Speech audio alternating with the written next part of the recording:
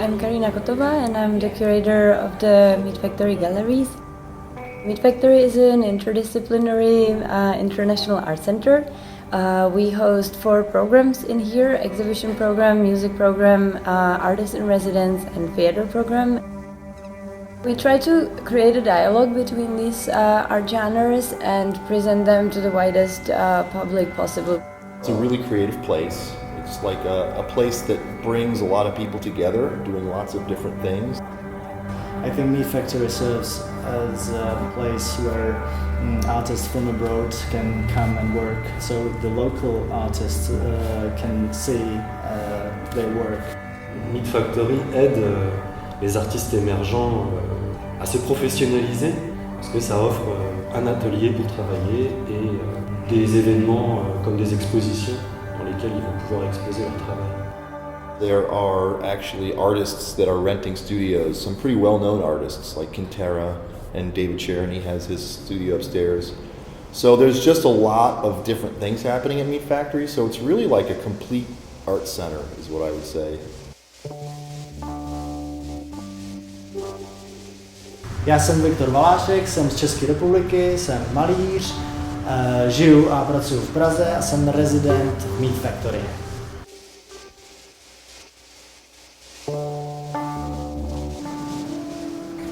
Je suis Harold Guérin, français, artiste plasticien et en résidence à Meat Factory. I'm Tom Kotick, I'm from Brooklyn, New York. I play music and I make sculpture.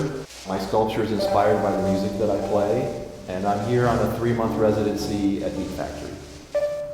They were very, very helpful in making me realize my piece. I don't know many other residencies where they'll give you an assistant to work with.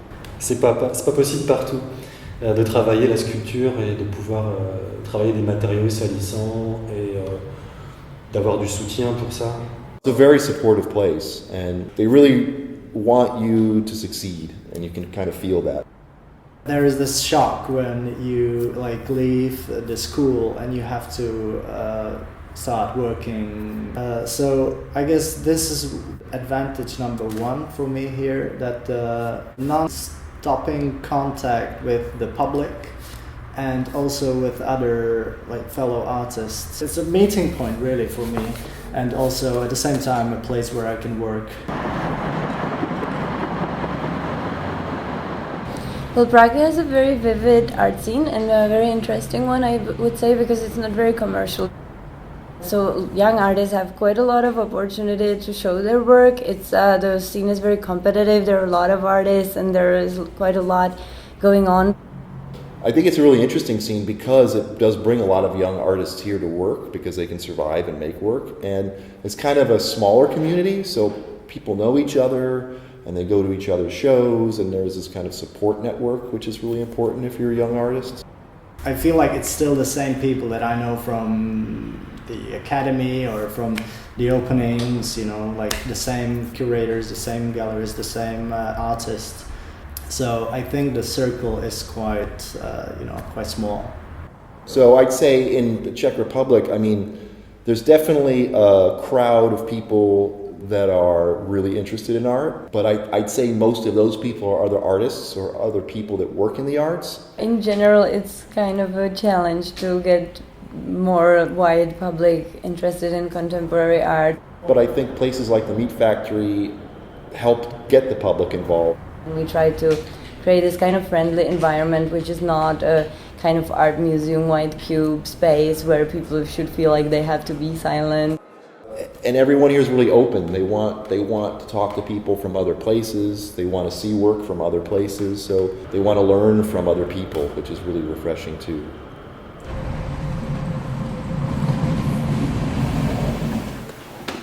La ville de Prague est extrêmement riche, point de vue architectural, patrimoine, culturel. Et donc je pense que la difficulté certainement que rencontrent les structures ou les institutions en art contemporain, c'est de devoir dépasser cette première étape du patrimoine. C'est un vrai défi, mais c'est un peu le problème qu'ont toutes les villes en Europe, j'ai envie de dire. Parce que oui, effectivement, on peut être complètement écrasé par la présence de cette beauté, entre guillemets, parce que y a un risque de vouloir juste reproduire ce qu'on a sous les yeux. Il y a un risque de se complaire dans un conservatisme. I think the Czechs are very open to new ideas. That's part of their tradition too, because, you know, Prague is in the center of Europe, so it's in this crossroads of these other cultures that come through and have passed through. So I don't think they feel burdened by the past as much as you'd think.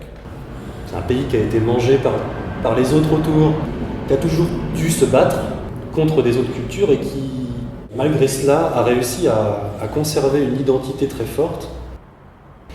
Et ça ne les empêche pas aujourd'hui d'avoir un art contemporain qui est vraiment à l'avant-garde et qui me semble vraiment faire l'effort de ne pas subir justement ce poids historique, mais d'en faire son atout. Somehow, naturally, or subconsciously, I do get inspired by, or I'm influenced by all those, you know, Gothic and Baroque artists. I guess in some of my paintings you can actually see the influence too. I mean, there's definitely a tradition here, and I think you can see certain tendencies in Czech art. Mainly in the recent years, I feel like everybody feels that they need to comment on modernity somehow. You know, they get back to classical modern artists from the beginning of this 20th century. And there's also this heavy Czech history, you know, all the wars that happened here, and also the Russian occupation and things like that. So I guess that's also what many artists are commenting on. It's only now that you're starting to have a generation of artists that didn't know communism themselves. So they're almost having to go back and relearn what communism meant to them and how it's affecting things now. It's interesting. I think that's a major theme too, is what is the past and how are we reinterpreting the past now as a young person? I mean, I think because the communist politicians were generally regarded as idiots, people grow up with this idea that all politicians are idiots. And there is a problem with corruption here. There's a lot of corruption. I don't think the Czechs trust their political system enough to really deal with this corruption. So I think the Czechs almost are anti-political by not really dealing with politics in their artwork in a major way, like we're used to in the United States. I think a lot of artists do think about what the 50 years of communism meant and how it's affected what the present is, even though the revolution was 20 years ago. So many things have changed since the Velvet Revolution in 1989 and since the wall came down. When communism ended and people could kind of become rich in a way that they couldn't before, art is the last thing they think about. They think about having their brand new car and their big house. They don't think about like art as something important to them. I would like to sell more. I think most artists would like to sell their work, but you know, there's only a certain amount of galleries and collectors. You have to understand that those galleries can only serve a small portion of the artists that are here. I think it's harder for them to kind of step onto the next level, onto really like having some more bigger solo shows in more renowned institutions or so. En Europe, le marché de l'art, il se joue peut-être dans trois endroits. C'est clair que c'est pas ici. If you're a young artist, I think it's difficult here to survive commercially, but that doesn't mean there's not ways to make your work and survive as an artist. I guess that's how it works anywhere in the world. You just have to keep doing what you think is right. I believe that like certain, you know, people that are really powerful, strong and talented can make Czech art sound good again.